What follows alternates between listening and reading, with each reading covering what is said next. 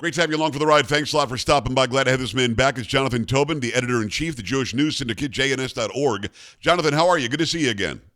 No, great to be with you, Joe. You know, historically, we had quite the past few weeks. I wonder, when you hear about former President Trump and the attempted assassination, how does Israel respond to that? I know that Israel likes Trump.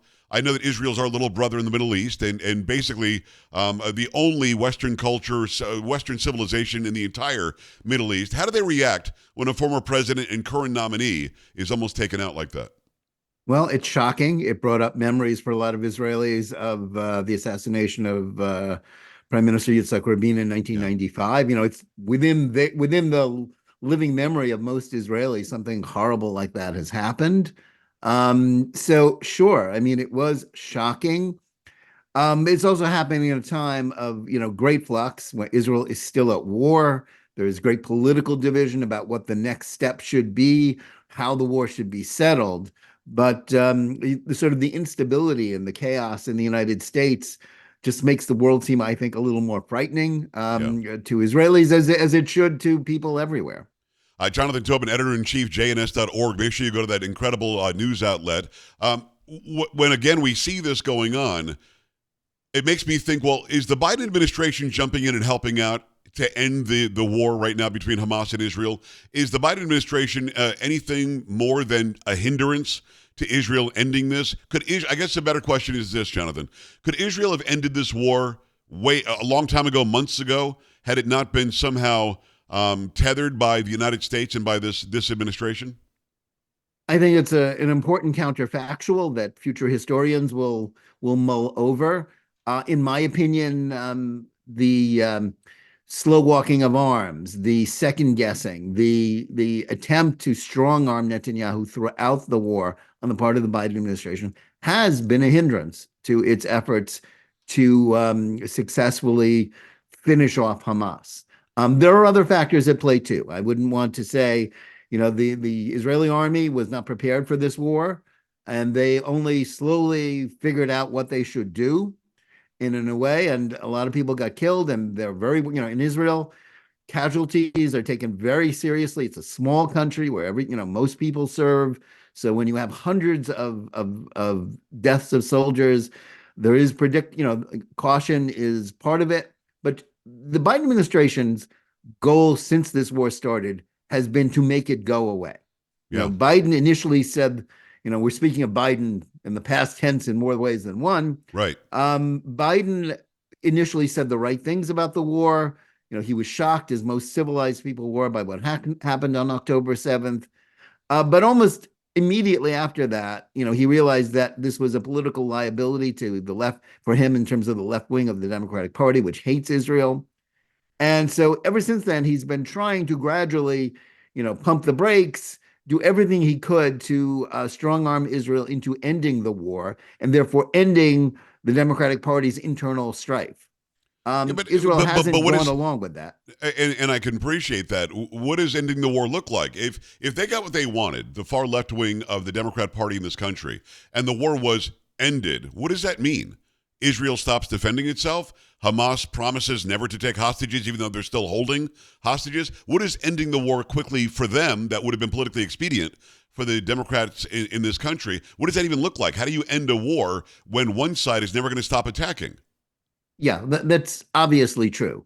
What the people who are demonstrating against Israel, the pro-Hamas ones, as well as just sort of bleeding hearts who don't want to see pictures of warfare on TV, Right. and those who are just unsympathetic to Israel, they just want, return to the status quo of October 6th, at best. But that is not a viable that is not a viable scenario for any theoretical Israeli government, no, let alone the one led by Netanyahu. And in his speech to Congress yesterday, he finally, Netanyahu's been reluctant to talk about what happens the day after the war ends, because rightly so, because the war hasn't ended, and Yes. you finish it off before you start making promises about what's going to come next, which can only, hamstring you now. What he said was, in a very basic terms, he wants, the Gaza Strip to be run by Palestinians who are not committed to Israel's destruction. Is that too much to ask? No, it's not too much to ask. It's also, and to be fair to Netanyahu, who gave a great speech. I mean, that He was a did. brilliant, it was a brilliant presentation of a very strong case about a war between civilization and barbarism, a war that is being run by Iran, a war in which the United States is also threatened, as much as many Americans might not like to think that. But the truth is, what Netanyahu said will happen afterwards, which is, a Palestinian entity in Gaza that isn't committed to Israel's destruction. Well, number one, well, that is purely theoretical. There is no Palestinian group that Well, is that not was my committed. question. Is there a Palestinian entity No. that doesn't want the destruction of Israel? In one word, no. Palestinian Authority, which is run by Fatah, the supposed moderates, there is unwilling to recognize the legitimacy of a Jewish state, no matter where its borders would be drawn, as Hamas is. So this is all theoretical. There are a few scattered Palestinian individuals who want peace. God bless them. They are a tiny minority of a minority. They speak for no one. So what has to happen after the war stops, whenever it stops, and whatever that means, is that Israel is still going to remain control of security in the Gaza Strip. They will never relinquish it. The Arab countries have no interest, despite what they might say now, as little interest as the American people of Right. investing troops and risking them to police Hamas and its sympathizers in Gaza. The second thing he said is that there should be an Abraham alliance, like a NATO-like alliance of Arab states, the United States, and Israel to face off against Iran. That's not going to happen either because the Arab states don't want something that formal. It's like Democrats don't like the Arab states, and Republicans think that, and not unreasonable, that Israel and the Arab states should defend themselves against Iran, which they are fully willing to do, provided that U.S. gives some backup. It is Jonathan Tobin, editor-in-chief, Jewish News Syndicate, jns.org. Go there and check it out. I want to relay an email that I got last night from a young lady. I don't know her, and I think she was mass sending this out to anybody who's a host of any show anywhere. So this wasn't something where she listens every day and wanted me to know something. But the headline was, I'm Jewish, pro-Israel, and here's why I'm voting for Kamala Harris. And much of the stupid email was about abortion, which didn't make any sense because it's completely disconnected to what's going on in Israel right now and what's going on in Gaza right now, what's going on in the Middle East right now, and what's happening here in the United States. But she says she's a proud Jew who is pro-Israel that is 100% can't wait to vote for Kamala Harris. Jonathan, you and I both know that Kamala Harris, as recently as a month or two ago, talked about there has to be a two-state solution, which is something that cannot happen as long as one state wants to kill the other one. That just can't happen. She seems completely disconnected, does Kamala Harris. This administration has been trying to be in a gray area between pro-Palestinian citizens, pro-Israel. They're not really sure what they want to do. They built some stupid pier for $200 or $300 million that keeps floating off into the sea. So she's got an Israel problem, does she not? And do you think that she's getting people like this, whether fictitious or not? I don't know if this was a real person that emailed me, who pretends to be a young woman or Generation Z or Generation fill in the blank that supports Kamala Harris because she and Israel can get along, and she really does support Israel, but she doesn't. What do you make of them sending out this sort of this was not a real email from a real person, I don't think, but they're sending out this propaganda to make people think young women who are Jewish who support Israel need to support Kamala Harris. Well, whether that email was from a real person or not, there are plenty of people like that out there. Liberal American Jews are loyal Democrats. Most of them, even those that care about Israel, that are pro-Israel, and there are plenty of liberal Jews who still care about Israel and Right. are in favor of it. But that is always, they've always prioritized domestic issues, whatever they define as social justice. And definitely for some, killing babies, abortion is their priority. I know plenty of people like that. That is a litmus test issue for them. Kamala, that is a separate question of whether Kamala Harris is good for Israel or good for the Jews. I wrote a piece a couple of weeks ago focusing on Kamala Harris's latest an interview with The Nation, the hard left magazine, Right. where they asked her, like, what is your stand on all these horrible, demonstrations, these pro-Hamas mobs on college campuses, rife with anti-Semitism and on the streets of our country, just as yesterday in Washington, people tearing down U.S. flags, raising Palestinian flags in their stead, burning the Right. U.S. flag outside a Union Station in Washington. and waving Hamas flags.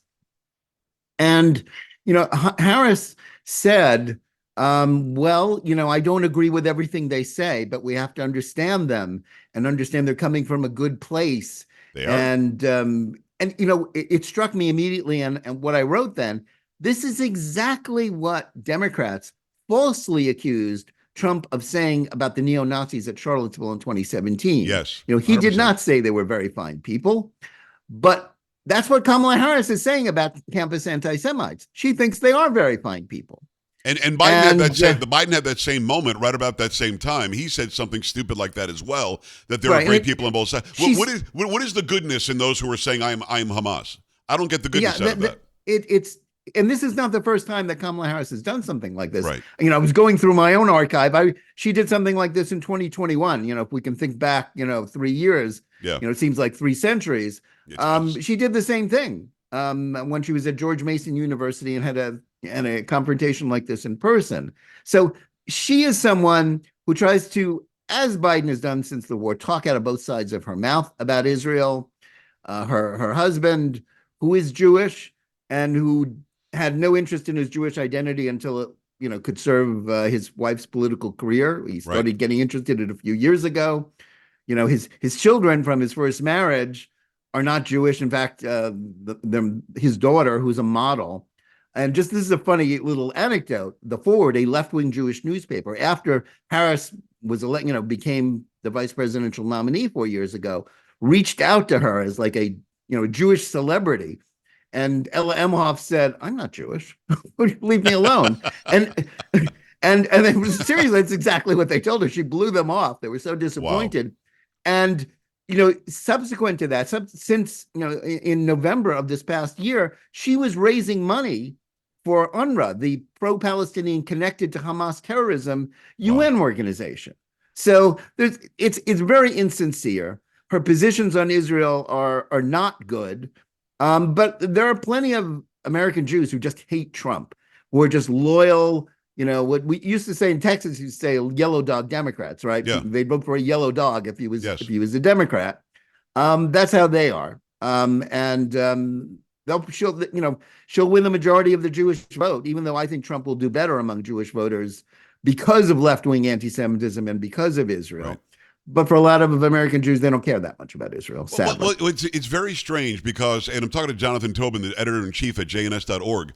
What doesn't make sense to me is we know what Trump did. As you said, 3 years ago isn't that long ago. 4, 5, 6 years ago isn't that long ago either. When he said, I'm going to move the capital to, or our embassy to Jerusalem, the real capital, and then he did it, everybody who advised him said the entirety of the Middle East will melt down if you do this, and it didn't. And he moved the embassy, and he recognized the capital as being Jerusalem. He did the Abraham Accords. He told the Middle East, if you dare go after our friend Israel, you're going to have to deal with us. And they were quiet and scared for 4 straight years. Why would American Jews not see that as a good thing, that the homeland, the motherland, the promised land that we Christians believe Israel is? I mean, why would they not see, I, of course, have to vote for Trump. I don't care what his hair looks like. I don't care how he tweets. I don't care what his weight is today or what face he makes. This guy did what he said he would do when it comes to our ancestral homeland. Why isn't that an easy one?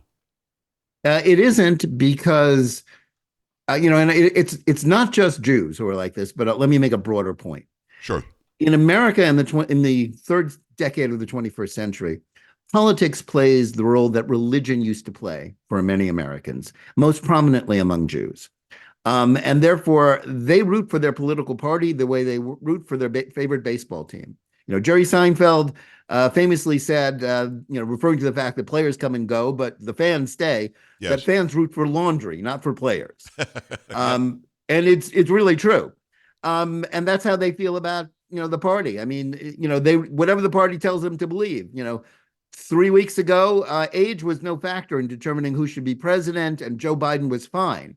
Then they turned on a dime and decided that age is a factor. Biden is dead meat, and Trump is too old, and Kamala Harris is a goddess. So that's why people say things like that. And I'll say just one memory of Trump moving the embassy. Please. David Friedman, the U.S. ambassador to Israel under Trump. He was the person in the room when they were discussing this in the Situation Room in the White House, moving the embassy.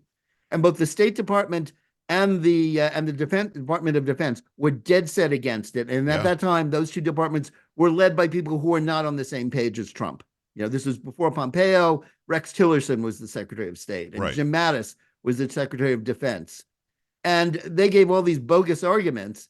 And Trump was like, wow, all the experts say no. And Friedman just basically said to him, he relates it in his book, if you go along with what the experts say on this, if you break your promise because the experts tell you you have to, then maybe you're not really Donald Trump. Wow. You're not the person you say you are. And Donald Trump's reaction to that is, Watch I am me. Donald Trump. Exactly. It's a great. I can think of no. It's a great explanation for how that decision finally got made, but it's also a great explanation of who Donald Trump is. His justified distrust of the expert class, and how he governed, and how he kept his promises. And he's got even less trust now, which I'm glad he does, because maybe he can actually start draining the swamp. It is Jonathan Tobin, editor-in-chief, Jewish News Syndicate. Go to jns.org and go take in everything that they do. One last question, maybe 30, 40 seconds on this, Jonathan, if you don't mind. J.D. Vance is the pick for the vice president under Donald Trump. Where is he on foreign policy? How does Israel feel? How should the Jewish people feel about him being a possible VP? They should feel very comfortable with him because he is a strong supporter of Israel. And his view contradicts what the establishment says, that Ukraine and Israel, it's all the same thing. He said in a wonderful foreign policy speech that he gave at the end of May and elsewhere, said, foreign policy isn't a nursery rhyme. It's not a fairy tale. We have a limited number of things we can do. It's not 1942. We're not the arsenal of democracy anymore. The globalist economics has hollowed out our manufacturing base. We can only do so much. Right. What we should be doing is defending and standing with Israel against Iran, a real threat, and with Taiwan against China. And Ukraine, the war needs to be settled because that's not a vital American interest. I think that's absolutely right. And I think friends of Israel should not be deceived into thinking that that's somehow against their interests. Great stuff. JNS.org is Jonathan Tobin, the editor-in-chief. Thanks so much for coming back on, Jonathan. Let's do it again soon. Thank you. Thank you, Joe. All right, we're back after this. Stay right here.